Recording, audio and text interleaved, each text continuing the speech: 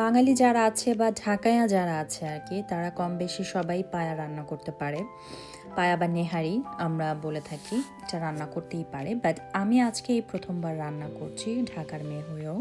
ছোটোবেলা অনেক খেয়েছি, আম্মু রান্না করতো। তো আমার কাছে এই খাবারটাকে সবসময় কেন জানি একটু উইন্টার স্পেশাল খাবার মনে হয়। যেমন খিচুড়ি, গরুর মাংস, যেরকম একটা ট্র্যাডিশন আছে আমাদের বাংলাদেশে যে বৃষ্টি হলেই খিচুড়ি, গরুর মাংস। এটা কেন?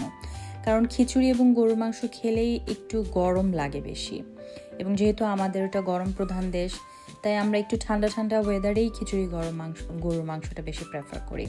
তো আমার কাছে নেহারিটাও সেমই মনে হয়। এটা খুব হেলদি একটি খাবার। আমি এই প্রথম নেহারি রান্না করছি। আমি এটাকে হেলদি খাবার, যেহেতু হেলদি রাখার জন্যই আমি এটা তেলের পরিবর্তে আমি এখানে ঘি ব্যবহার করেছি। আর বাকি প্রসিডিওর সব একই, তোমরা দেখতেই পাচ্ছ। বাট আমি যেহেতু প্রথমবার রান্না করেছি, একটু নার্ভাস ছিলাম। আমার ফ্রিজে গত বছরের কোরবানির কিছু পায়া ছিল, প্লাস হচ্ছে শানের নেহারি মশলাটা ছিল, যেটা প্যাকেট মশলা, ওটা দিয়েই আমি রিস্ক নিলাম। And trust me, this nihari turned out really, really tasty. So I hope এই উইন্টারে তোমরাও এটা বাসায় ট্রাই করবে। I mean, why not? It's easy, healthy and tasty.